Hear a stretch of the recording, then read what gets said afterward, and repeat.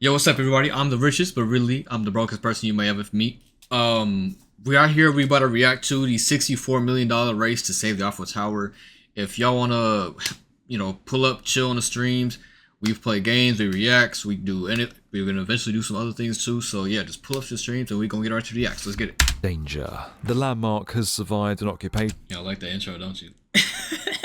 2 world wars, and the prospect of demolition back in 1903. But all of those threats pale in comparison to the tower's greatest enemy, rust.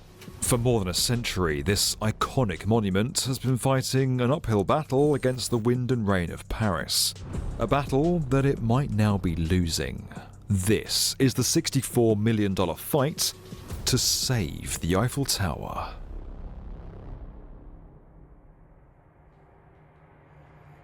So, the Eiffel Tower was never supposed to be standing for this long. It was meant as a temporary monument for the 1889 World's Fair, to rise over Paris for just 20 years before being torn down. Now, 135 years later, it's not only still standing, but has cemented itself as one of the most beloved and iconic structures in the world. But the tower is starting to show its age. The famous Paris landmark and the symbol of love, the Eiffel Tower, is crumbling, and the only solution to stop its decay is a full renovation. Ideally, the tower was meant to be repainted every 7 years, but the last restoration effort was delayed thanks to the pandemic. Damn. Now it's in the middle of a $64 million repaint to make it presentable for the 2024 Paris Olympics.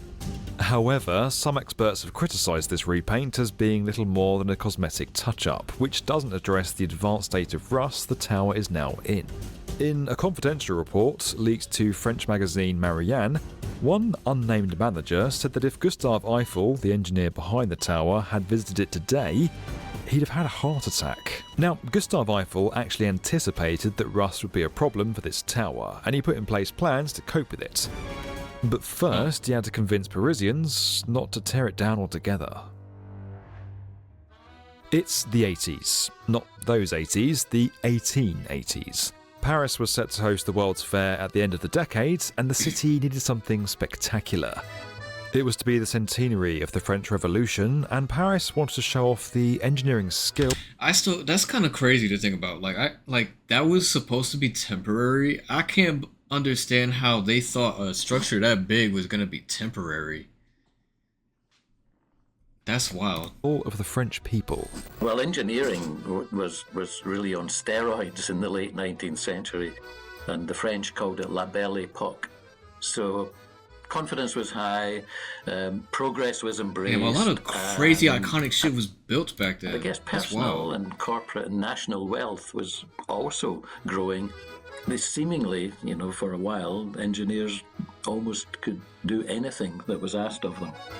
Gustave Eiffel won a competition to design a glittering new monument with his plan for a 1,000-foot tower that was to be by far the tallest man-made structure on Earth. It would handily beat the then current tallest, the Washington Monument. And actually before that, the tallest structures in the world were all churches and the pyramids. The Eiffel Tower was special because it was, by some considerable margin, the tallest man-made structure in the world at the time. It was 1,000 feet high when completed, 300 metres.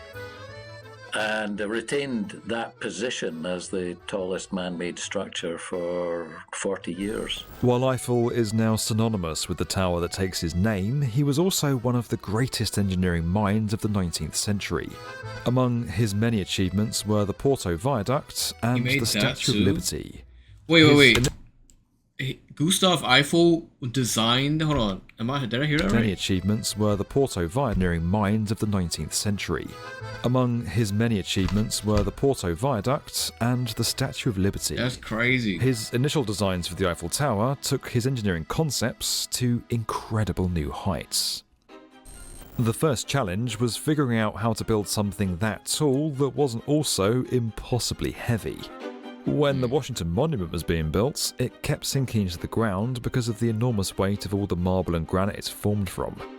Eiffel solved this problem by making his tower out of iron, a lightweight but strong material. It looked quite literally like something from a Jules Verne novel. a large pylon with 4 columns made of latticework girders that met at the top. To make it more palatable to the general public, architect Stephen Silvestre was brought on board to tidy up the design. He gave us the stonework legs, the arches that link the columns with the first levels, and the bulb-like crown at the top. The first thing to point out is that the original concept for the Eiffel Tower was not Gustave Eiffel himself. It was 2 of his employees, Maurice Koechlin and Emile Nouguier. And they worked in their own time and prepared designs for this idea that they had for the 1889 exposition. And they showed their drawings to Gustave. Silvestre was asked to improve the aesthetic of what they had come up with as engineering solutions to a very tall tower. Because nothing like this had ever been built before, Eiffel had to take special consideration of the enormous wind pressures the tower would face at varying heights. The wind resistance is a really neat feature of Eiffel's approach to the design, and the analogies with great trees like great oaks or sequoias, where the trunk gets progressively broader and broader as it gets to the root system. The distinctive curves are the product of Eiffel's mathematical equations to create the most wind-resistant form. If the tower had been built as a simple straight line, it would have wobbled dangerously back and forth. This design tricks the wind into travelling downwards. The lattice structure also evenly distributes loads across the framework so that when high winds do hit, it remains stable. Today, those calculations would be tested out with models on computers well before the tower was constructed. But back then, Eiffel only had his theories. They were gambling 2 years of work and the modern equivalency of $37 million. The pressure was immense. Construction began on July 1st, 1887. While the Washington Monument took several decades to build, the Eiffel Tower took just 22 months. But it was really cleverly built. It was efficiently built in only 2 years, which is quite impressive, and had a fairly small workforce of a few hundred only, steel workers and then teams of painters, of course. And Eiffel used some really smart techniques for craneage that was designed to climb the sides of the tower on lift rails as progressively the tower emerged and got higher and higher. But the structure wasn't built where it is today. Every part of it was made in Eiffel's factories on the outskirts of Paris. All 18,000 pieces were then taken to the Champs de Mars and assembled to an accuracy of 1/10 of a millimetre, like a giant Lego set. At one point, there were up to 300 workers on site using small steam cranes and scaffolding to build the tower. More than 2.5 million rivets would hold it all together. Then, on December 7th, 1887, all 4 of the girders met in the middle and began their vertical ascent upwards, racing into the sky. Finally, it was given 4 coats of red lead paint. Oh, it was That's red right. before? The Eiffel Tower once more closely resembled the Golden Gate Bridge. Oh, that's than the tough. They should have kept it red. Because now, like, the only big, tall, red structure I know that's similar to that is the Tokyo Tower. But that looks sick in red, bro. They should have kept it in structure red. it is today. The tallest tower on Earth and a wonder of the modern world was then marked complete. And the French absolutely hated it. What? Parisians are not known for their restraint when it comes to handing out critiques. It is, after all, a French word. The tower was labelled a truly tragic street lamp, a half-built factory pipe, and incomplete, confused and deformed. To his credit, Gustave Eiffel worked tirelessly to defend his structure. He asked his detractors could there not be beauty within his engineering marvel. Public opinion was, I think, a different story, and that was steadily improving as the tower was growing. By the time it opened in 1879, it had 2 million visitors in the first 6 months. Now, that doesn't suggest it was an unwelcome imposition on the, general Parisians or visitors to the exposition. So it very, very quickly became a worldwide icon. The tower was set to be torn down in 20 short years, and in 1903, plans for demolition were seriously considered. To try and save the tower, Eiffel funded several scientific uses for it, ranging from meteorological observations to wireless telegraphy. It even became of particular military interest when they found it could transmit and receive long-distance signals.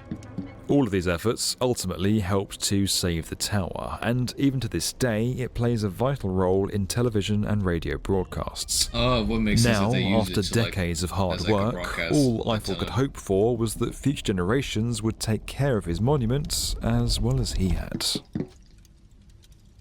A series of reports over the last few years have turned up some troubling results.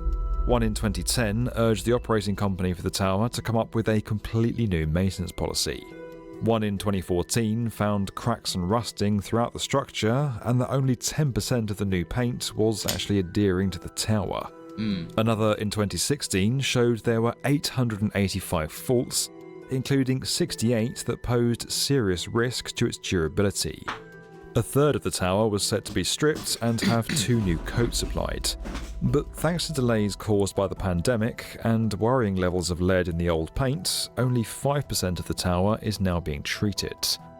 Unfortunately, experts are warning that this $64 million repaint could actually make defects in the existing layer of paint worse, resulting in more corrosion, while the operating company is nervous to close the tower for any extended periods of time.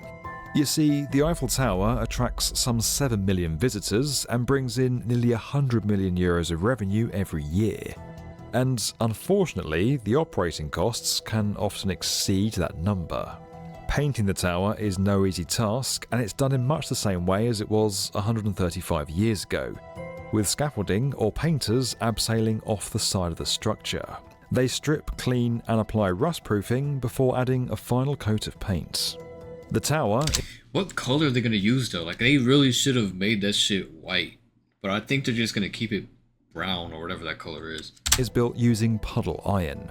In theory, a material that could last forever as long as it's maintained and prevented from rusting. If this multi-million-dollar repaint proves to be just a band-aid, then it's going to be up to future Parisians to ensure the integrity of the monument. That's crazy. That's crazy. The Eiffel Tower is one of those rare structures that has transcended the rivets and bolts it's made of. It's more than just an observation structure or antenna or a glitzy monument for a long ago exhibition. It's one of the most recognisable buildings in the world. In that way, Gustave Eiffel has ended up having the last laugh against all of his critics. He was right. There is an astounding and timeless beauty in his engineering. I would be absolutely delighted that the tower is still there after all these years, and would feel also partly vindicated that his life left an enduring legacy that now not just Parisians but the world loves, and would be greatly saddened if there ever came a time when the tower had to be demolished for safety reasons. That's crazy. Don't forget that we're inspiring the next generation of builders through our... I guess that's it, man. Look, link to the original video below. Yeah, like I said, y'all want to pull up to the streams. We gonna react. We do games. So yeah, pull up when y'all want to if y'all want to chill. And that's it.